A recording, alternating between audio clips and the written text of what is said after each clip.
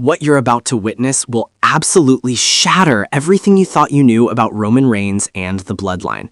And I'm warning you right now, if you're not ready to have your mind completely blown, click away now, because what Roman just did has sent shockwaves through the entire WWE Universe, and the wrestling world is in absolute chaos. The tribal chief just made a hospital visit that no one saw coming, and what he said to Jacob Fatu behind those closed doors is making everyone lose their minds.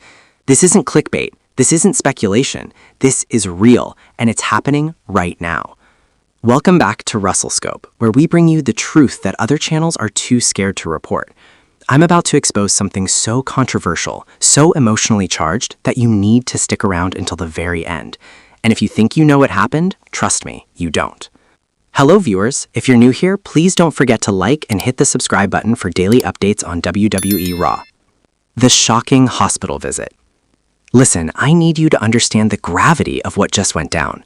Roman Reigns, the man who has dominated WWE for over 1,300 days as Universal Champion, the man who built the Bloodline from the ground up, the tribal chief himself, just showed up unannounced at a hospital where Jacob Fatu has been receiving treatment.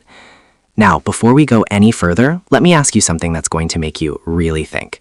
Why is Jacob Fatu in the hospital in the first place?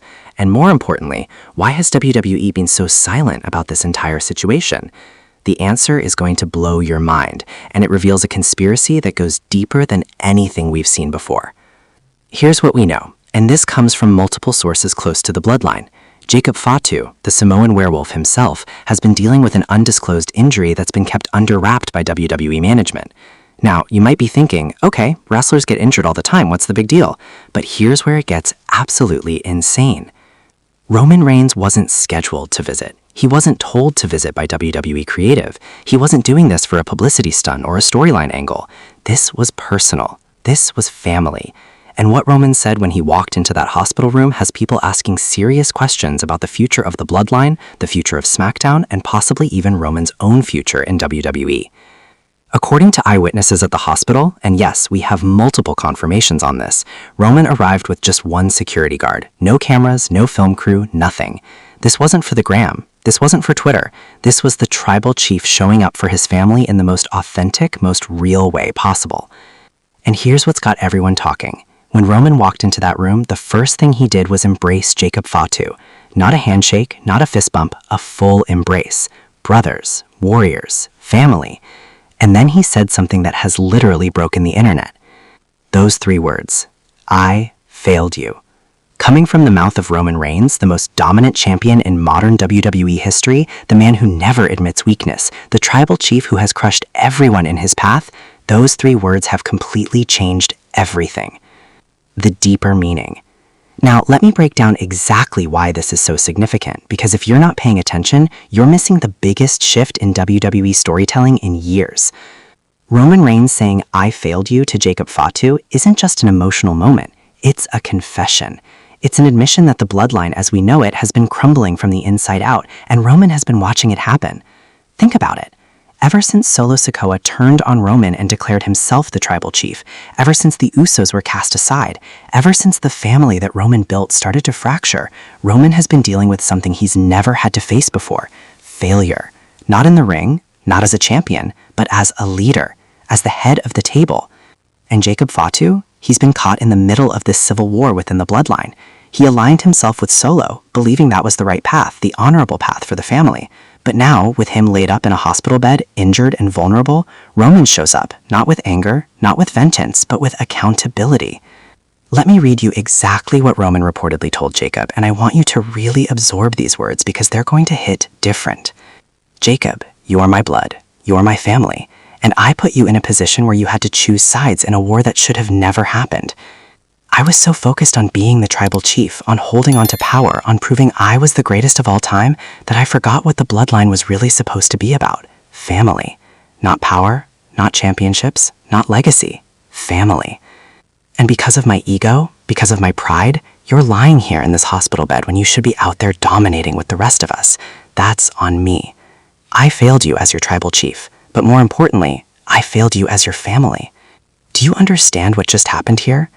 Roman Reigns just did something that we have never seen from his character in the past 4 years. He took responsibility. He admitted fault. He showed vulnerability. And this isn't some worked shoot for the cameras. This was a genuine, private moment that just happened to leak out because hospital staff recognized who was visiting. The wrestling world is in absolute shock right now because we're witnessing a transformation in Roman Reigns that nobody predicted. We're seeing the tribal chief evolve into something completely different, something more human, more relatable, more real than we've ever seen before. Jacob Fatu's response. Now here's where the story takes an even more emotional turn, and I'm not gonna lie, when I heard about Jacob's response, it actually gave me chills. Jacob Fatu, lying in that hospital bed, looked up at Roman Reigns, the man who's been portrayed as his rival, his enemy within the Bloodline civil war. And you know what he said? "Oos, you didn't fail me. We failed each other. We let Solo manipulate the situation. We let pride get in the way of what really matters. But this right here, you showing up when nobody else has, this is what being tribal chief really means. Not the power, not the fear, but showing up for your family when they need you most." And that, ladies and gentlemen, might be the moment that changes everything going forward.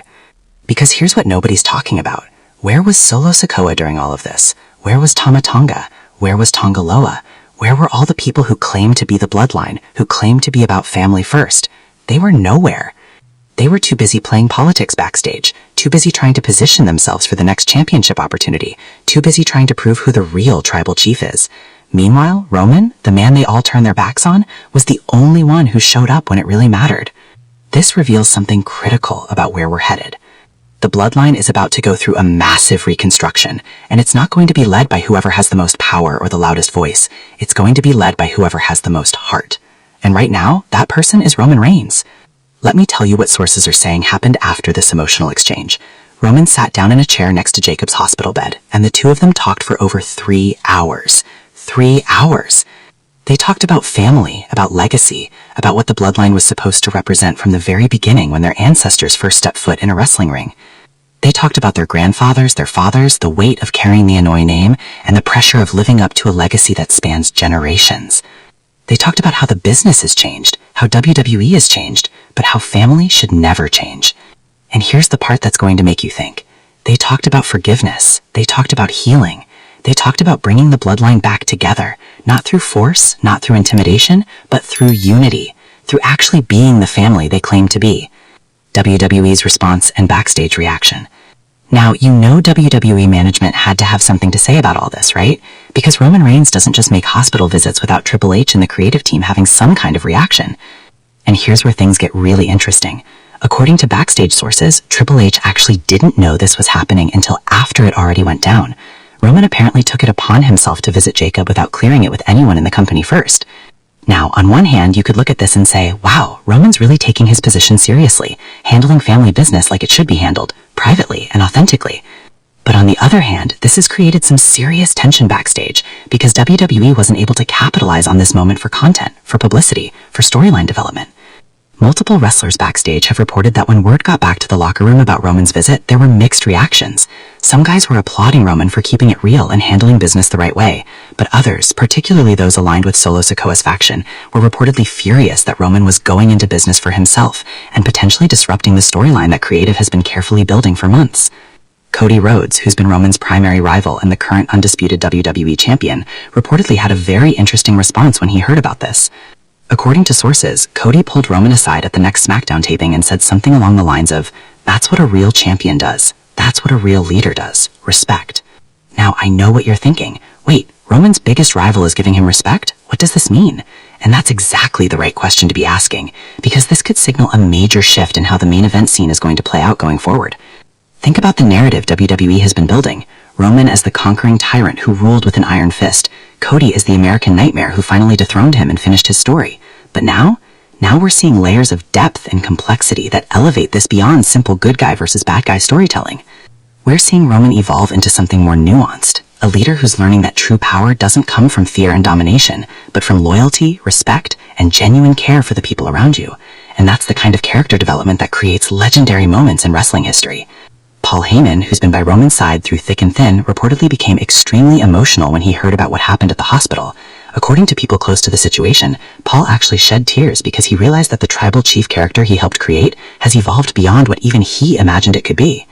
Heyman has been telling people backstage that this is Roman's Austin 3:16 moment, not in terms of a promo or a match, but in terms of a defining character shift that will be talked about for decades. He's comparing it to when Stone Cold Steve Austin went from being the ringmaster to becoming the most iconic anti-hero in wrestling history. That's the magnitude of what we're potentially witnessing here. The Solo Sikoa factor. But let's address the elephant in the room, Solo Sikoa. Because while Roman was at the hospital showing genuine care and leadership, Solo has been suspiciously silent about the entire situation. And this silence speaks volumes, people. Because if Solo really believed he was the rightful tribal chief, if he really believed he was doing what was best for the bloodline, wouldn't he have been at that hospital too? Wouldn't he have been there supporting Jacob Fatu, his supposed brother in arms? Instead, what we're seeing is Solo doubling down on his position, continuing to claim authority while showing absolutely zero of the qualities that actually make a leader. He's got the muscle with Tama Tonga and Tongaloa. He's got the aggressive attitude. He's got the physical presence. But what he doesn't have is the